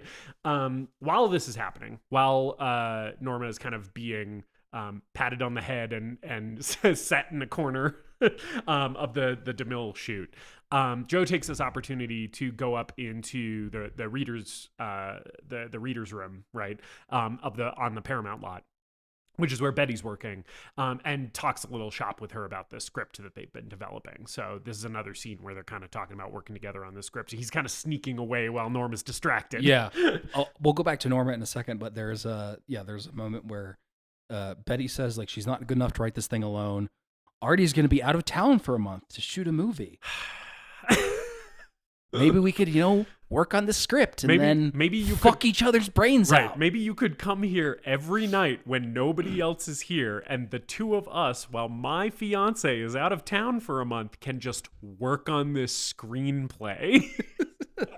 Once again, she needs to cut Artie loose. I feel so bad for this poor guy. Yeah. Because it's like, man, he is just once again, a cuck for the ages. There's so back in the studio, there is another just like, I think this sequence that I think is like next level brilliant. It's just an incredible emotional peak of this movie where she's sitting in this director's chair and she has a little like peacock feather in her cap in her hair, and it gets bumped by a boom microphone. Yeah. And she's just sitting around looking at this movie set and seeing how everything has changed. Mm-hmm. And then one of the lighting guys, who's named Hog Eye, which seems like a fitting name for a guy working on a fishing boat.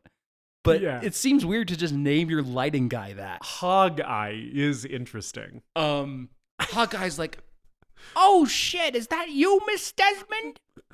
And she's like, literally that voice. And she's like, "Oh, hello, Hog Eye. I've missed you, my dear friend, Hog Eye." And he literally takes one of the spotlights and directs it at her, and everyone's like, "Yep. Oh, it's Norma Desmond. Oh, it's Norma Desmond." And then almost it almost plays out like a dream sequence, or like it's a fantasy occurring in her head. The way that the rest of the scene grows dark, and it's just her in the spotlight as this crowd gathers around her. Yeah. And it's for me, I was like, this is incredible stuff. Yeah. Really, really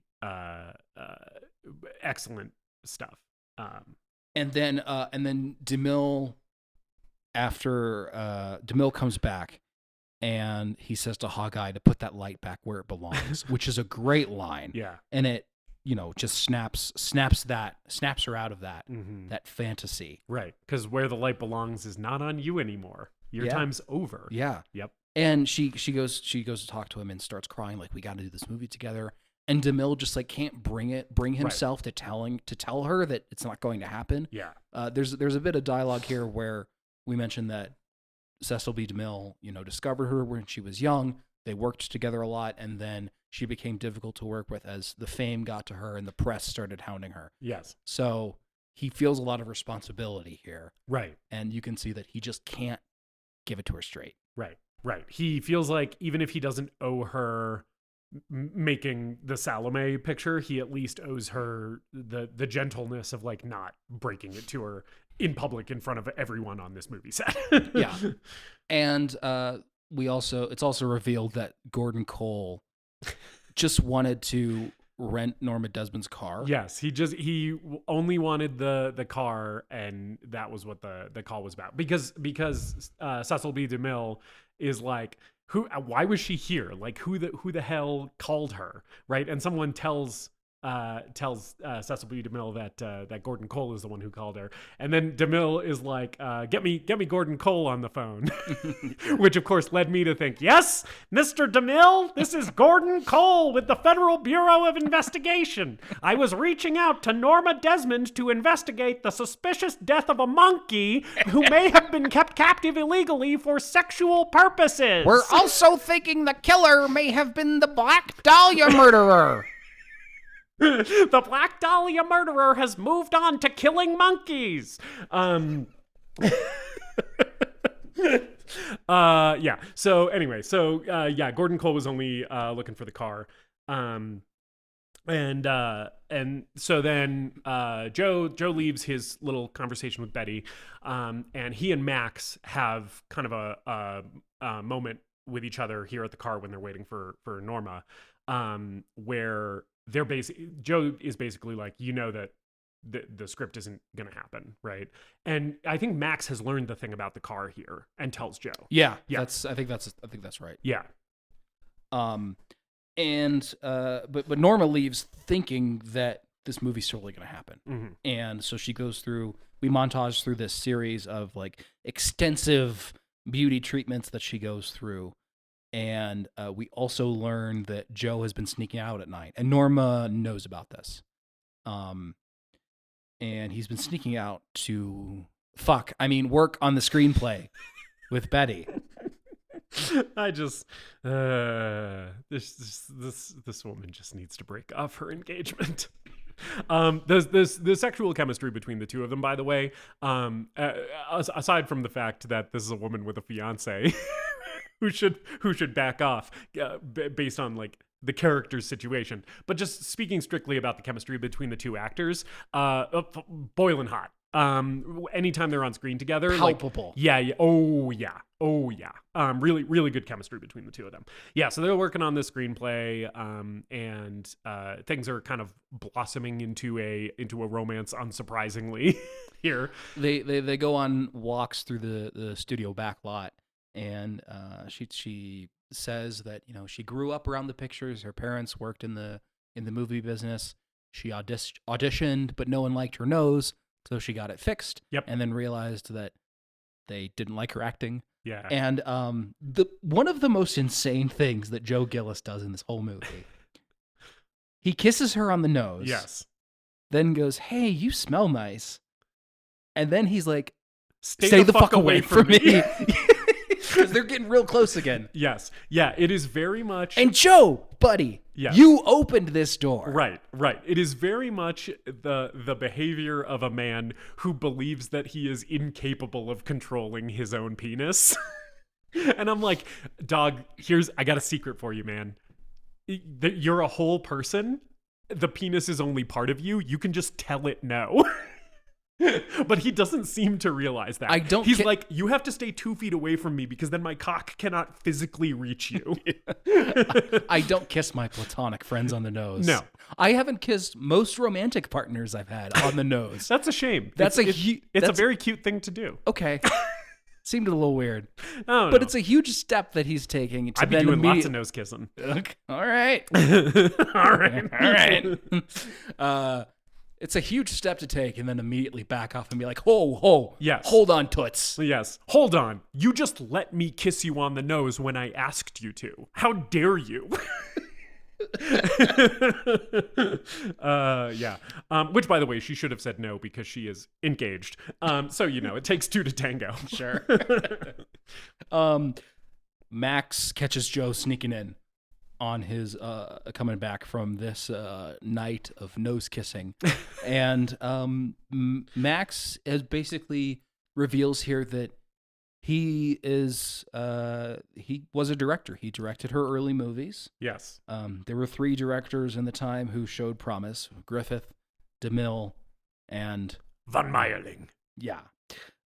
Which parallels Erich von Stroheim's career. Mm-hmm. He was a very promising director at the time, and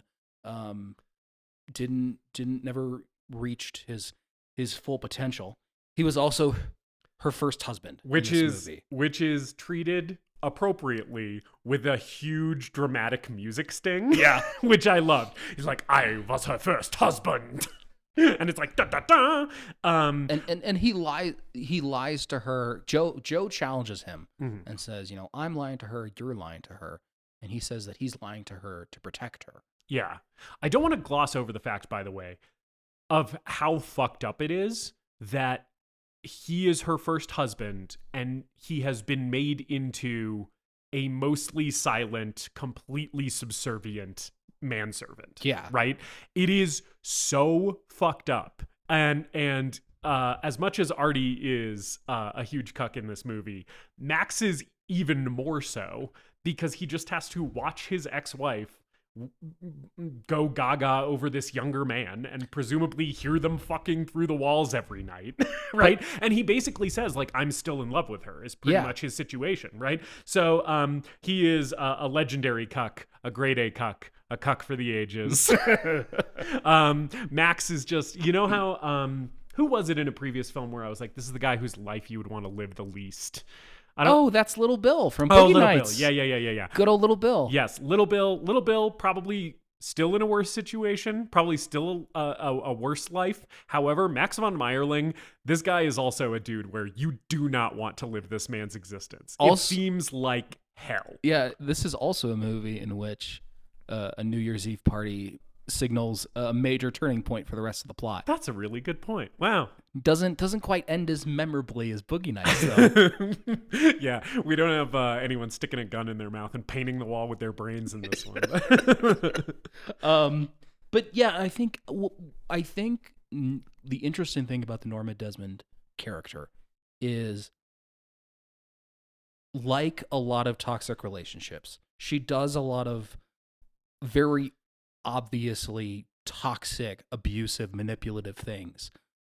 But there is an allure to her. Mm-hmm. There is something that keeps that person who is being abused, who is being manipulated, that keeps them coming back and keeps them in that situation. Yeah, I mean, I was joking about it, but honestly, there is stuff that even when I was watching this movie, I was like, I don't know, like, I might stick around, right?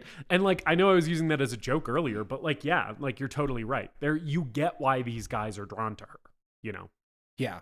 So Norma discovers the script that Joe and Betty have been writing together as Joe is asleep. Yes. And it's the most incriminating title page for a script ever because it's Untitled Love Story by Joe Gillis and Betty Schaefer.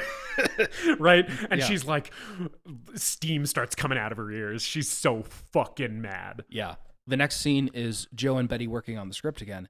And she tells Joe that Artie has asked her to come to Arizona where he's filming this new movie to get married, but she can't because she's in love with Joe. Oh no. You know how you could have avoided this? You could have avoided this is not setting up late night rendezvous to work on a creative project with each other constantly. Anyway, And they kiss. yes, and they kiss. Oh, and they kiss. And again, the chemistry is on fire. Oh, yeah. As much as I object to the treatment of Artie in this film, it's undeniable chemistry. Yeah.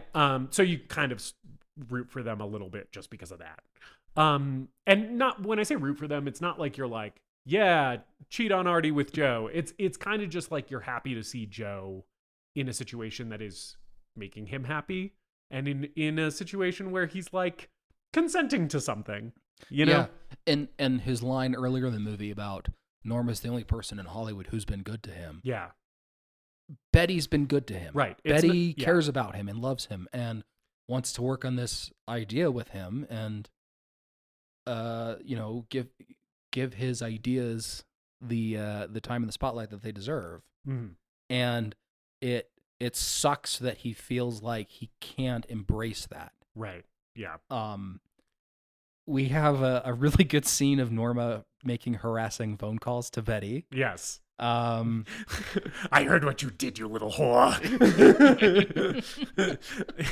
You stay away from my man, you filthy slut. Betty Schaefer at the script department of Paramount is a whore. Mr. DeMille, did you know that you have a whore writing for you? I'm sorry, you have the wrong number. This is Gordon Cole of the Federal Bureau of Investigation. Do you have any information on the Black Dahlia murder? And a dead monkey. A dead monkey who once again may have been being sexually abused. I love that we're building out this fiction.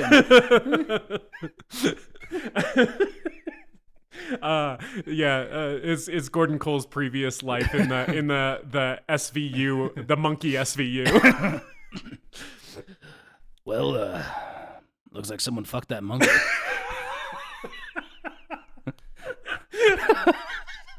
Looks like someone was up to some monkey business.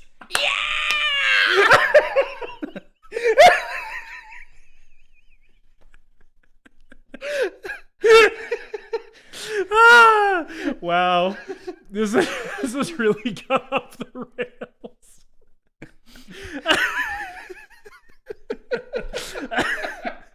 All right, moving on. Norma's harassing Betty. Joe comes home from his night with Betty that ended with them smooching, and he basically shows up. And Norma's like, where the fuck were you? Like, I know what's going on. Basically, she fully confronts him, and he then he calls Betty, right? Yeah, Betty comes over to the house. Yeah, and tells her to come to the mansion. Yep. He's like, here's the address. I'll explain everything. And she shows up, and he does explain everything. Yeah, he shows her basically all the extravagant wealth and ego of Norma. We didn't mention this, but like the main living room of her house is just covered in portraits and photos of her. Oh yeah, I really like that piece of, like, it's textual, like it's in the script, they reference it, but also just as a piece of production design, just like as set dressing, it's really effective. Just so many pictures and portraits, and like there's huge ones hanging on the wall, there's like little photographs on every surface. It's quite unsettling. And he's explaining, like, he's happy. He's happy living in a house with 8 master bedrooms and all of these suits that he gets bought for him. And he's being very sarcastic and very, very mean here. Mm-hmm. But I honestly think it is like, and I don't know how you read it, so you can tell me how you interpreted it, but it is him pushing Betty away to protect her.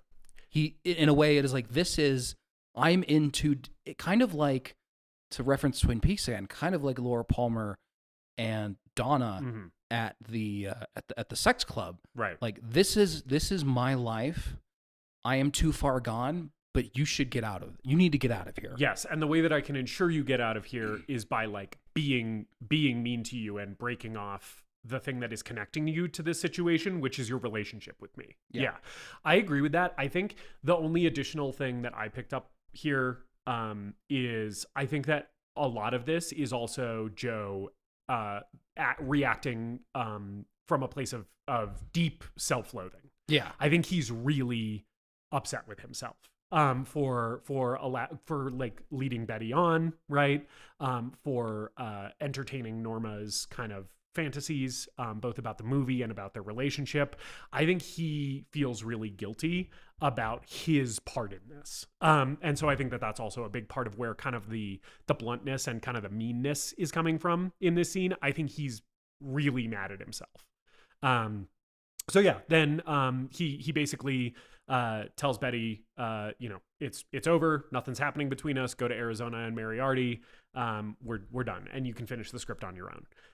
And this is my situation, and I'm staying in it, basically. And Betty leaves in tears. Yep. And is obviously confused. And Norma is watching from the second floor, and she just looks so delighted. Yeah, she's like, "Thank you, Joe." Yep. Joe goes into his bedroom and locks the door, and we get a great scene of... He can't lock the door because there's no locks on any of the doors. Oh, you're right. Yes, which is not a thing that we've mentioned. Yeah. But it is a very interesting and, again, creepy, eerie thing about this mansion, that there are no knobs or locks on any of the doors. There's just holes in them where the lock should be, okay. which is very creepy. Yeah, thanks for bringing that up. Joe's in his bedroom with the door closed, packing, and Norma is asking if she can come in. And there's a moment here where she sees herself in the mirror and starts, adjusting herself to look nice. Yeah. And there's another just intense expression on Gloria Swanson's face in this moment. Yeah. And then you see it reflected in the mirror. And then she asks again and then opens the door. Yep. Because everything is a performance to her. Yep. And I think that that's what the thing is about asking to be let in, even though there's no locks on the doors, right? It's a facade. She can come in if she wants to, but she wants this to be a movie scene, right? She wants to be living the pictures. She's getting ready for her entrance. Exactly. And she wants him to say his line, which is that she can come in, right? Yeah. She needs to be invited into the scene. Right. And he's refusing to entertain her fantasies anymore. He basically stops talking to her here and is just packing. Yeah. He's packing his things to go to Ohio, and she immediately starts pleading with him and offering him money and threatening to kill herself. Yep. Saying all the lines. Yeah, she's hitting all the abuser beats, right? She's like, things will change. I'll buy you more things.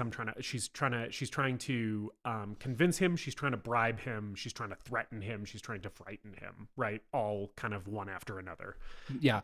At some point in the movie, she mentions that she has a gun. So she goes to get the gun. Yes. And she's like, you don't believe me, this do is you? the gun. Yes. And I'm going to shoot myself with the gun. Yes. Which, by the way, I think it's a funny detail that she says it's a revolver. And when she gets the gun, it is not a revolver. It's just a handgun. It's like a pistol, like a handgun. I thought that was a funny detail that I don't necessarily think was a mistake, right? Because I don't think that the character of Norma Desmond would know the difference between a revolver and a non-revolver handgun. So this whole moment blows up. Max comes in, and Joe basically breaks it to her. He breaks down everything that's been going on. Max has been writing the fan letters. Max, to his credit, keeps up the act. Right. He doesn't admit to it. Yeah.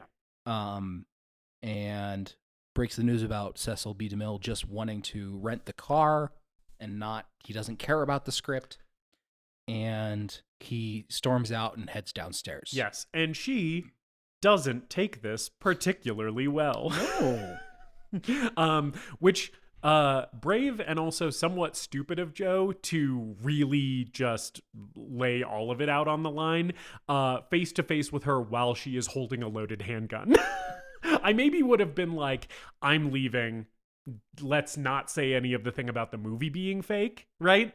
And then leave, get to Ohio, and then maybe do the rest over a phone call where she can't shoot you with a gun. Yeah, because her entire world shatters. Yes. Yeah. The illusion that she's built for herself completely breaks at this moment. Mm-hmm. He heads downstairs. He walks towards the pool. Yeah. He's walking towards the pool. He's not, because the pool's kind of off to the side. Yes. And I would expect him to just walk down the driveway, but he's walking towards the pool with his suitcase in his hand. Yes, it is a little confusing. When I saw that, part of me wondered when I saw that if he actually means to leave or if he knows what she's going to do. But I don't really know. It also might just be a convenient thing to get him next to the pool. There was a part of me that was thinking that, like, just trying to explain this relatively minor moment, odd moment that did just stick out my brain. I thought maybe he was going to just walk into the pool and try to drown himself. Oh yeah. Gonna pull a Skylar White. But I don't know. But I don't necessarily think that either of our readings of that square with really where the character has landed, because it does sort of seem like he is fully like, I'm breaking this off. I'm starting my life over. So maybe it's just a convenient movie thing to get him next to the pool. Yeah, I think they probably started with dead guy in a pool and then worked the plot backwards from there. Right. And then they're like, well, he has to be next to the pool when she shoots him because he ends up in the pool. Yeah. Which is, of course, what happens. Yeah, she shoots him. He falls in the pool. And great score while this is happening. Yeah. Big music swell. I was really feeling it. Yeah. And well, this is where we came in. Yep. We're back at the beginning of the film where the cops fish his body out of the pool and a crowd of people has gathered around. I love this bit where Joe in voiceover is musing about the headlines that they're going to write about Norma Desmond and how she'll finally have, her moment in the spotlight again. Yeah. The cops are interrogating Norma upstairs while she's admiring herself in a mirror and like applying her makeup and stuff. Yes, they're attempting to interrogate her. She is very non-responsive to this totally interrogation. Gone. She's in her own little world. But there's a moment where one of the cops mentions that the newsreel men are here with their cameras, and she goes, "Cameras! You've activated my Mr. DeMille has sent over the cameras." You said the word. Yes. And so then she goes downstairs to meet the cameras, right? And comes down her grand staircase in her mansion, and all the news cameras are on her, and they like turn the lights on. Everybody's scrambling to get photos of her and everything. Another brilliant moment of filmmaking here. I love how everyone on the staircase coming upstairs just freezes. Yeah. And she walks down the stairs, not even noticing them. And Max is still trying to keep up the... Right. He's still yes-anding. He's still playing along. Yes. And he runs downstairs to where the newsreel cameras are and directs them like, lights, camera. Yep. And Norma says to him, like, "What am I doing in this scene?" And he's like, "This is the staircase of the palace, and the princess is coming down to greet her loyal subjects," or whatever. Yeah. And she walks down the staircase. Max directs the camera crew. As she gets to the bottom, she says, "I'm so happy to be back in the studio making a picture with everyone again. This is my life. It will always be this life. There's nothing else. Just us, the cameras, and those wonderful people out there in the dark. All right, Mr. DeMille, I'm ready for my close-up." Bam! Fucking banger ending. The line, those lovely people out in the dark. I got full body chills. Me too. Yeah. I because she delivers it direct. It is sort of a fourth wall break. She's staring down the camera, talking directly to you, and it's really scary and really unsettling, and also at the same time just a huge wow, the movies moment, right? It's both of those things. It's like it's kind of the perfect cap on this movie, like you said, banger ending, because it's like it fully encapsulates the theme of this movie, which is look at these people who destroy themselves for us. Right? Look at these people who we destroy by our consumption of these things, right? And it's like, but God damn it, you can't help but love the movies, It's just such a perfect just in a nutshell, just what this movie's about is just that final line. Yeah, it's iconic for a reason. Yeah. And yet, hearing that line all my life, "All right, Mr. DeMille, I'm ready for my close-up." Yeah. And then watching this movie the first time and then watching it again now and getting the context for that line, there's so much thematically built into that moment. And I think it's just executed beautifully. And that's the fucking end of the movie. That's Sunset Boulevard, baby. It's Sunset Boulevard. Justus, I would like to know. Yes. Is Sunset Boulevard, directed by Billy Wilder from 1950, the greatest movie ever made? Hold on, I'm getting a phone call. Hold on. Hello? Yes, this is Gordon Cole from the Federal Bureau of Investigations. I've heard that there is some scrutiny on the film Sunset Boulevard from 1950, and I'm here to tell you that, in my opinion, it is the greatest movie ever made. Thank you, Mr. Cole. Thank you for appearing on the podcast. I have to agree with Gordon Cole as portrayed by David Lynch, who is of course in the studio here with us. Yes, bitch. This is the greatest movie ever made. Fuck am I talking? I'm gonna say Sunset Boulevard is not the greatest movie ever made. I would be murdered by the people who murder movie podcasters for having wrong opinions if I were to say that. It's a great movie for all the reasons that we have gone over. David, is Sunset Boulevard the greatest movie ever made?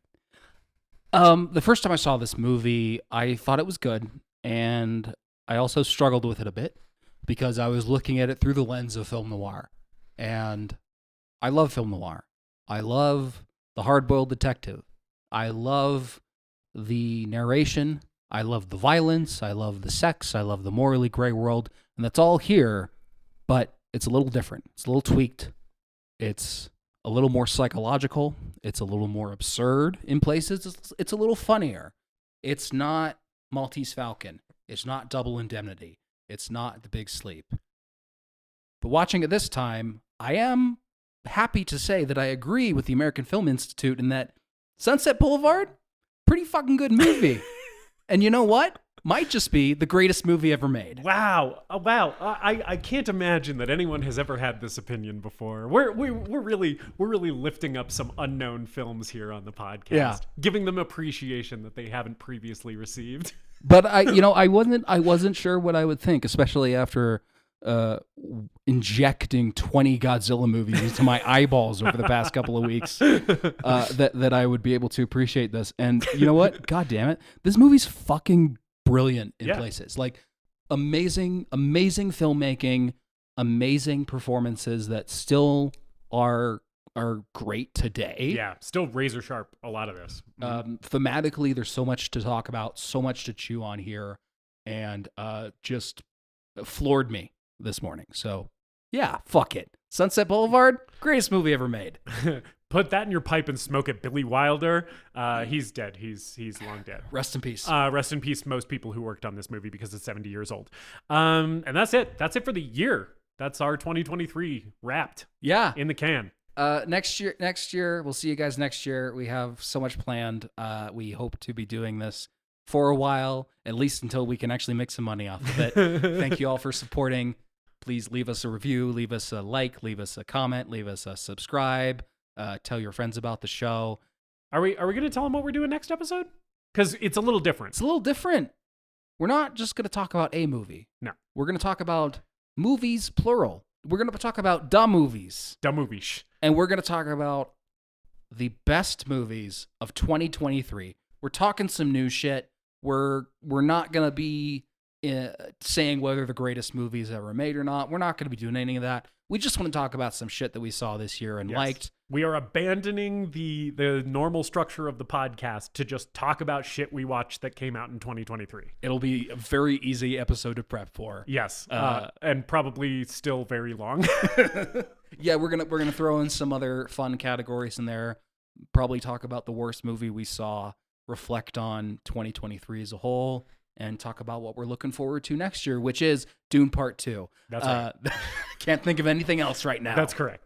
It's Dune Part 2 and I don't know, Robert Eggers' Nosferatu. Fuck, you're right. Yeah, Man. We'll talk about it more next week, but yeah. So we hope you'll join us for that. In the meantime, have a happy new year. And as always, later dipshits!